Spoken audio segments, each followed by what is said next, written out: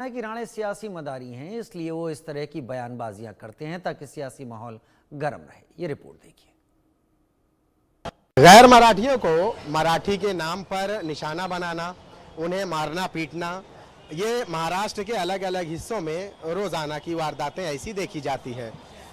कल की बात करें तो मुंबई के घाटकोपर इलाके में एक महिला ने कुछ लोगों को जब कहा कि उनके रास्ते में खड़े हैं हट जाएं, तो उन लोगों को बुरा लग गया क्योंकि महिला ने हिंदी में कहा था। जिसके बाद जो लोग खड़े थे उन्होंने महिला से न सिर्फ बदतमीजी की बल्कि उसे मराठी बोलने पर मजबूर किया। लेकिन महिला भी जो है वो अड़ी रही और उन्होंने कहा मैं भारतीय हूँ और मैं हिंदी बोलती हूँ। इसके साथ साथ नितेश राणे भी जो है हमेशा से कई इलाकों को टारगेट करते नजर आ रहे हैं। ताज़ा मामले में नितेश राणे ने मीरा रोड के नया नगर इलाका जो मुस्लिम बाहुल्य इलाका है उसको लेकर कहा कि ये यहाँ पे शरिया चलती है और इसलिए ये लोग मराठी नहीं बोलेंगे। इन्हीं सारे सवालों और उनके जवाबात के लिए मुंबई से कुछ लोग हमारे साथ मौजूद हैं। हम मुंबई के इस वक्त नागपाड़ा इलाके में मौजूद हैं। क्या कहना चाहेंगे? नितेश राणे ने मीरा रोड के उस इलाके को जहां मुस्लिम ज़्यादा रहते हैं कहा मराठी नहीं बोलेंगे क्योंकि यहाँ शरिया कानून लागू है। देखिए, मैं आपके टीवी के माध्यम से कहना चाहता हूँ कि इनकी अकलों पर जो है मातम करना चाहिए और इसीलिए मैंने काले कपड़े और ये काला मोबाइल रखा है। ये मेरा एहतजाज है उनके लिए। रह गया, आपने पहले भी एक इंटरव्यू लिया था जिसमें मैंने सजेस्ट किया था, नीतीश राणे साहब से गुजारिश की थी कि मदरसों में जो है आप फंड प्रोवाइड करें मराठी, ताकि मराठी सिखाई जाए। आप बीजेपी के मिनिस्टर हैं, आप कर सकते हैं, तो आप क्यों मराठी भाषा के नाम पर झूठी अफवाहें इस तरह फैलाते? आप वाकई चाहते हैं कि मराठी बोली जाए, महाराष्ट्र के लोग जो नहीं जानते मराठी वो मराठी बोलें, तो बेहतर ये है कि उनको सिखाया जाए ना। पहले आप सिखा नहीं रहे हो, डायरेक्ट आप दादागिरी कर रहे हो, मारामारी कर रहे हो और टारगेट कर रहे हो, तो ये अब बहुत हो चुका, समझे। मैं आपके टीवी के माध्यम से भी कहना चाहता हूँ कि मुसलमानों ने जैसे जब फसादात के बहुत मामले आए, बहुत उथल पुथल महाराष्ट्र में मची और वो बहुत कोशिश की गई बीजेपी की तरफ से कि दंगा हो जाए, लेकिन मुसलमान खामोश हो गए, दंगा नहीं की।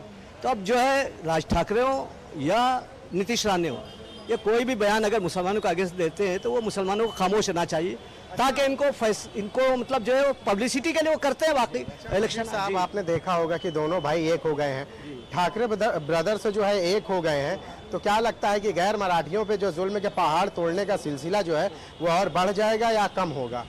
देखिए ऐसा, क्योंकि उद्धव ठाकरे की देखिए फडणवीस से भी जो है कुर्बत देखी गई। देखिए ऐसा है कि दोनों एक हो गए, फिर वक्त कहा नहीं जा सकता। ये तो इलेक्शन आ रहा है बीएमसी का, तो ये सोच है कि मराठी वोट को एकत्र किया जाए और एकत्र करने के बाद जो है वो कारपोरेशन पर कब्जा किया जाए। लेकिन जहाँ तक राज ठाकरे की पॉलिसी है और उद्धव ठाकरे की पॉलिसी है, दोनों में अंतर्गत है। उद्धव ठाकरे जो है वो जो है इंडिया गठबंधन के साथ में है और ये इनकी अपनी अलग जो दुकान है जो मराठी तशद्दुद पे होता है। तो पहले तो मैं उद्धव ठाकरे साहब से गुजारिश करना चाहता हूँ कि देखो, मुसलमानों ने क्या सभी कम्युनिटी ने आपका साथ दिया जो सेकुलर लोग हैं, तो बेहतर है कि आप जो है वो राज ठाकरे के चक्कर में ना पड़े। ठीक है, आपका भाई है, लेकिन सियासत के नुक्ते नज़र से आप बहुत बालिग हैं, आपकी तारीफ होती है पूरे हिंदुस्तान में। तो मतलब क्या राज ठाकरे नाबालिग हैं सियासी रूप से अगर देखा जाए तो? मैं तो समझता हूँ कि नाबालिग है, क्योंकि उनको एक अच्छा मौका मिला था, मुसलमान काफ़ी साथ में थे और उनको मौका मिला था सियासी तौर पर बेदार होकर के उन्होंने, और मुसलमानों ने काफ़ी साथ दिया था। लेकिन फिर वो वही अपनी पॉलिसी पर आ गए, तो नाबालिग उसके बाद वो ख़त्म भी हो गए ना, क्या रह गया, उनके साथ कौन है? आप क्या कहना चाहेंगे कि जिस तरह से मीरा रोड को लेकर, मीरा रोड का जो नया नगर मुस्लिम बाहुल्य क्षेत्र है उसको लेकर जिस तरह से नितेश राणे ने कहा है कि यहाँ शरिया कानून लागू है, शरिया लागू है, ये लोग मराठी नहीं बोलेंगे, क्या कहना चाहेंगे? देखिए, मैं उनकी अकल पे मातम तो नहीं करूँगा। वजह यह है कि ढोंगी की अकल पे मातम नहीं होता।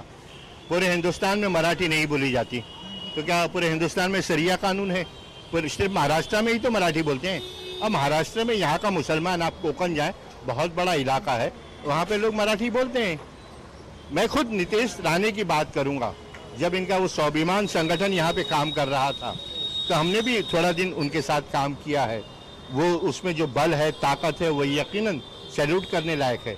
लेकिन अगर आप अपनी सलाहियतों को गलत तरफ ले जाओगे और उसका मकसद गलत होगा तो यकीनन उसके गलत नतीजे भी निकलेंगे। अभी उनके डैडी थे नारायण राणे जी, कितना आवाम मुसलमानों में मकबूल थे, लेकिन फिर बाद में ज़रूरतों के हिसाब से इधर उधर होते रहे। तो ये लोग जो है ना, फिल्म एक्टर जो होता है, इनको जो कास्ट दी जाती है उसी तरीके से ये लोग काम करते हैं और उसी हिसाब से वो अपने आप को रखते और चलते हैं। आप क्या कहना चाहेंगे कि उद्धव ठाकरे और राज ठाकरे जैसे एक हो गए हैं भाषा के नाम पर, तो गैर मराठियों पे जो जुल्म सितम के पहाड़ तोड़े जा रहे हैं उसका सिलसिला जारी होगा या वो उस पर कुछ रोक लगेगी? क्योंकि कल भी घाटकोपर इलाके में एक बिहार की रहने वाली महिला के साथ जो है बदतमीजी की गई। देखिए, ये बॉम्बे है और बॉम्बे हिंदुस्तान के बड़े शहरों में आता है और बॉम्बे में दुनिया से तमाम लोग जो है बॉम्बे घूमने के लिए आते हैं। अब आप किसी को पकड़ करके बोलोगे कि मराठी बोलो, जो 10 दिन के लिए घूमने वो मराठी कहाँ से बोलेगा? फिर आप उसके ऊपर जुल्म करोगे। और आप ये देखते हो कि मुस्लिम कौन है, यूपी का कौन है, बिहार का कौन है, उसी को आप टच करते हो कि मराठी बोलो। और अगर आपके अंदर हिम्मत ताकत है, जो फॉरेन से लोग आते हैं बॉम्बे, अमेरिका, लंदन, चीन, जापान से, आप उनको पकड़ क्यों नहीं बोलते मराठी बोलो? तो ये सरासर इनकी जो है दादागिरी है। और ये अभी इलेक्शन है, बीएमसी का चुनाव है, इसलिए सब मामला चल रहा है। राज ठाकरे भी एक दगी कारतूस है, समझ रहे हैं। और उद्धव जी जो है वो ठीक है, उनका भाई भाई का मामला है, वो भाई भाई मिल के रहे। हम चाहते हैं कि हिंदुस्तान का हर आदमी आपस मिलजुल कर रहे, लेकिन उनको इलेक्शन में कोई फायदा होना नहीं है। ये भी इनका भी नुकसान है और उनका भी नुकसान है। क्या इस मिलने जुलने से ऐसा नहीं लगता कि गैर मराठियों पे जो है जो मारपीट या भाषा के नाम पर टॉर्चर करना वो बढ़ जाएगा? नहीं, देखिए, जो हमारे सेकुलर हिंदू भाई हैं वो इस चीज़ को समझते हैं कि ये सब जो है सिर्फ राजनीतिक स्टैंड है और कुछ भी नहीं है। उनको अच्छी तरह से मालूम है, ये चंद लोगों को, चंद गुंडों को यहाँ वहाँ खड़ा करके उनसे जो इस तरीके की हरकत करवाते हैं। और मीडिया जितना फास्ट है कि आज यहाँ कुछ हुआ पूरे हिंदुस्तान में खबर पहुँच जाती है। तो मैं तो मुंबई के लोगों से कहूँ कि हर आदमी आपस में मिलजुल कर रहे, इनकी ये सब अफवाहें हैं, इनके ऊपर ध्यान ही मत दो।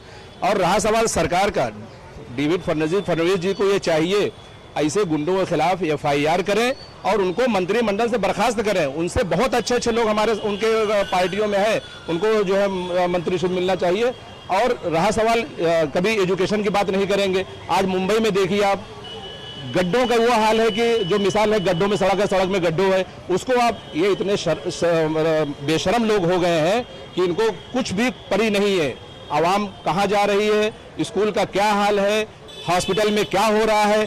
4 दिन से हॉस्पिटल में उनकी नर्सों की हड़ताल चल रही है।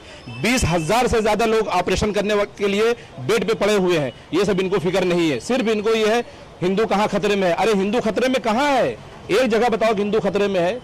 इतने ज़माने से जो है हुकूमत करते हुए कांग्रेस का ज़माना रहा तो, और आपके हाथ में आ गया, हिंदू खतरे में कहाँ है?